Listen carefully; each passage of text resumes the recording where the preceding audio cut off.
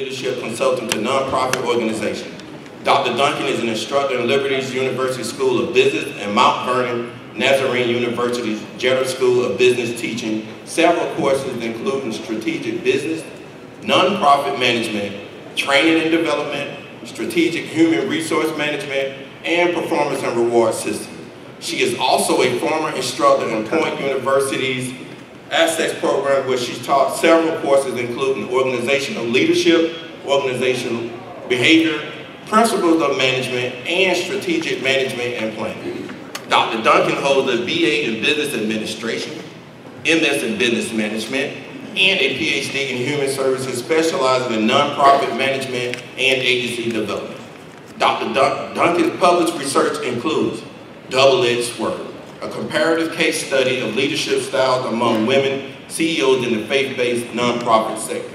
Let's give a huge round of applause for Dr. Duncan.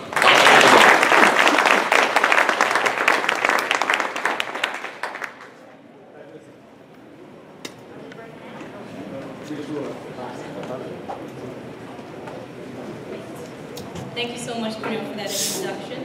Just make sure this is up.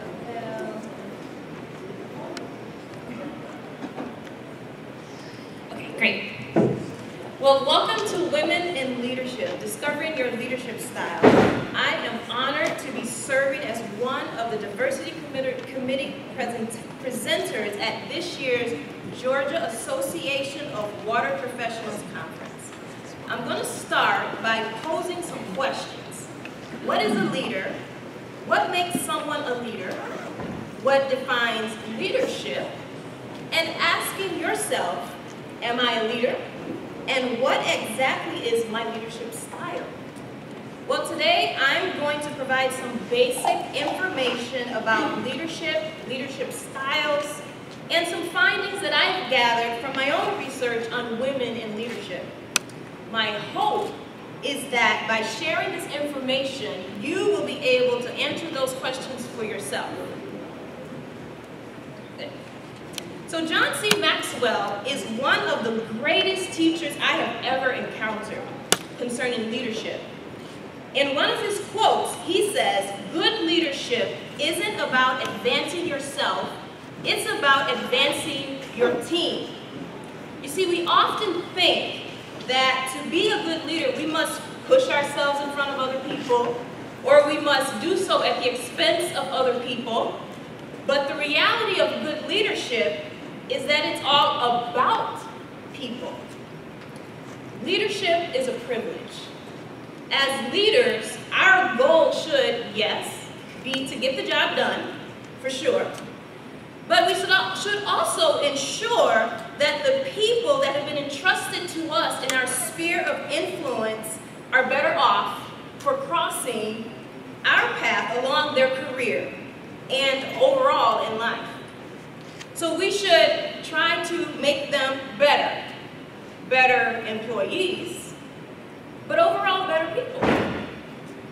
To challenge them also to grow professionally, to also challenge them to learn new things, to also develop and advance as competent professionals in their field. So let's get started by reviewing some leadership definitions.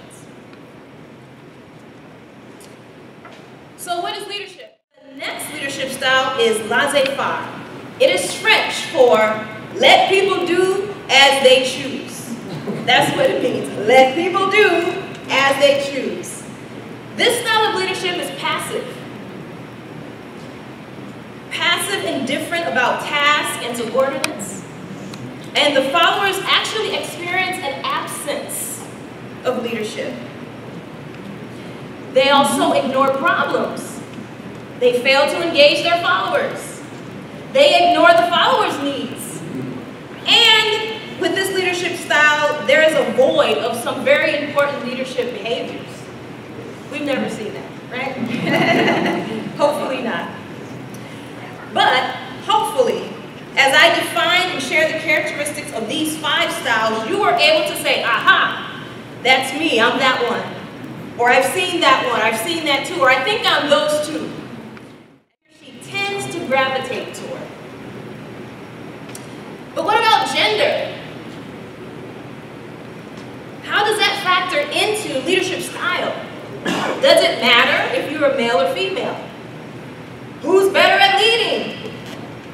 So based on my research, there are many gender stereotypes concerning leadership.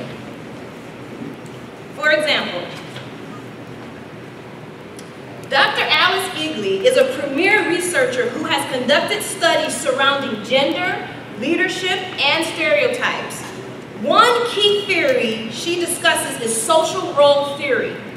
According to social role theory, men and women feel compelled to conform to specific roles based on existing stereotypes. These reflect the belief that they possess innate gender-specific attributes suited for the roles that they typically occupy. In her book entitled Sex Differences in Social Behavior, a Social Role Interpretation, she focuses on social behavior. The emphasis of her analysis was on social pressures and norms. Her book examines differences in social position of the sexes and contends that these differences expose men and women to systematically different role expectations. Let's look at women in leadership. Anna Brown from the Pew Research Center published a 2017 article highlighting social and demographic trends. The chart she included showed the data on women leaders in different employment sectors. The findings demonstrate that there is an upward trend of women in leadership in many sectors. So let's look at a few of those. This shows the percentage of Fortune 500 CEOs who are women.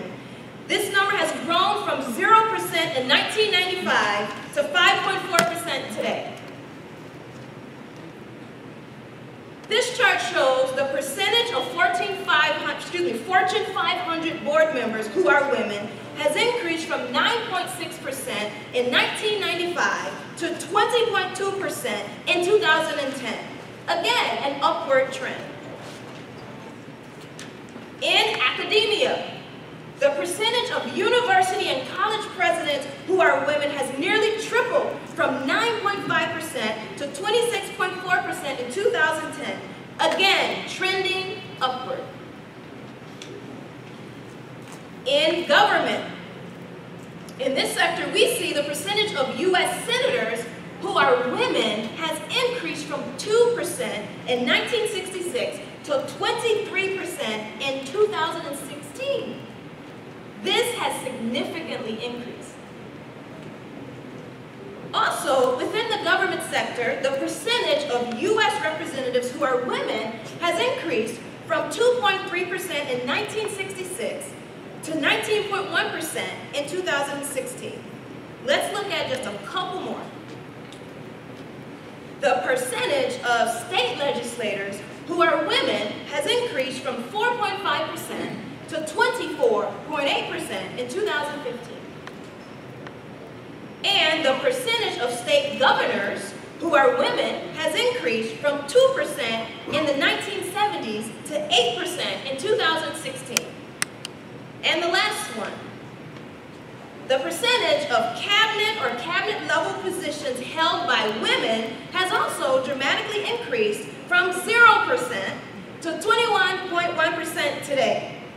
So though this upward trend is positive from a diversity standpoint, it is still small, and there is still remaining a bit of work to be done. In an article published in July 1990, an issue in Fortune magazine entitled "Why Women Still Don't Get to the Top," Jacqueline Fearman stated, "Unlike men, there is a disparity between the images of feminine norms and leadership, resulting in the pressure to look like a lady, but act like a man, and work like a dog." Man, that's a quote. That's what she said, and that was in the Fortune magazine. Let's briefly look at... Good afternoon, and welcome to our panel discussion on developing the leader in you. I'd like to take this opportunity to introduce our panel. You have heard most of their background information before, but hopefully I can give you maybe a few fun facts about each one of them. So I will start off with Dr. Angel Duncan. Angel comes from a Jamaican family. And she is a huge sports fan. And she appears quiet, but she really does talk a lot. Our next panelist, Mr. Gary McCoy. You may not know this, but he loves country music.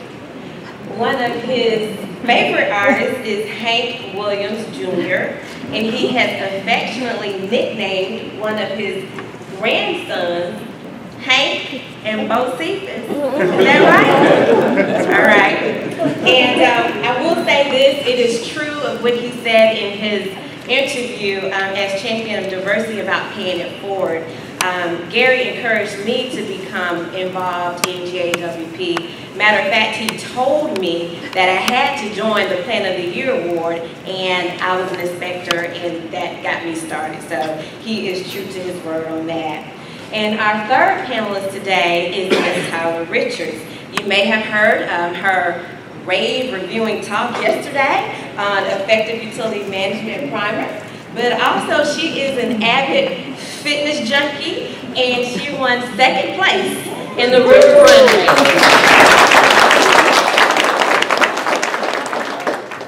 All right, so let's get started a little bit on the conversation here.